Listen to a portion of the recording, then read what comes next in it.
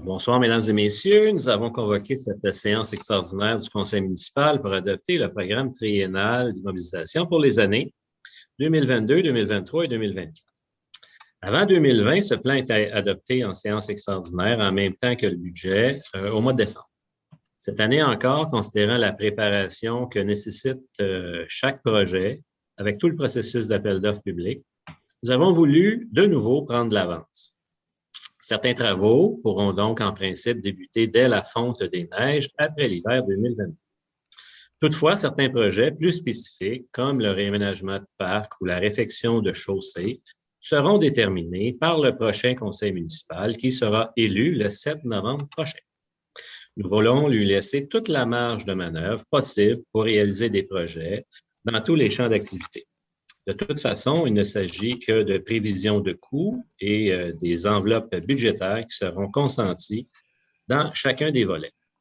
Pour connaître ce plan triennal d'immobilisation, je vous invite à consulter le communiqué qui sera diffusé demain. En 2022, le Conseil prévoit des investissements totaux de 19,6 millions. Cependant, grâce aux diverses subventions gouvernementales obtenues, la véritable facture sera de 13,5 millions, ce qui réduira l'impact sur notre endettement. Je vous donne maintenant un sommaire pour chacun des volets. Pour le volet qualité de vie des citoyens, nous investirons un total de 1,3 million, dont la réalisation du plan concept La place de la Savoie au cœur du quartier de Chambéry. Ce budget inclut également notre plan directeur des bâtiments municipaux et le programme annuel de remplacement du réseau d'éclairage décoratif. Pour le volet sécurité, nous consentirons une somme totalisant 1,2 million. Il s'agira notamment de remplacer des véhicules et des équipements. Pour le volet eau, nous injecterons 11 millions pour divers travaux de réfection, de réparation et de mise aux normes de notre réseau d'égouts et d'aqueducs. Le projet le plus important en termes d'investissement est la construction du deuxième réservoir au poste de surpression Marcel-Aillot. On le voit en période de sécheresse avec les interdictions d'arrosage et les avis d'ébullition que nos réserves d'eau potable peuvent être très, très basses.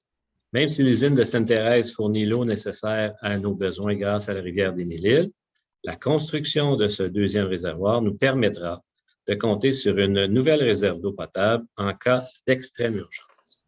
Notre programme d'amélioration des parcs et des espaces verts comporte des investissements de 3,5 millions, dont 850 000 pour effectuer des travaux dans divers parcs.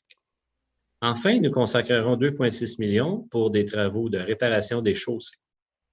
Une fois de plus, nous prouvons notre gestion rigoureuse des fonds publics.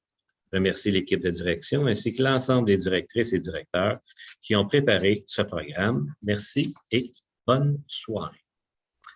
Donc, ça me prendrait un proposeur pour l'adoption de l'ordre du jour.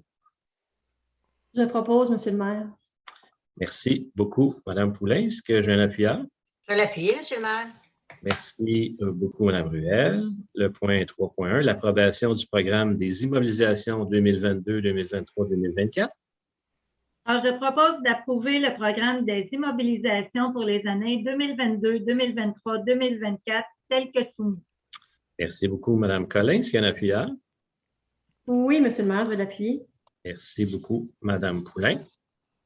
Et finalement, la clôture de la séance. Est-ce que j'ai un proposeur? Je propose, Monsieur le maire. Merci, Mme Murray. Est-ce que j'ai un appuyeur? Je vais l'appuyer, Monsieur le maire.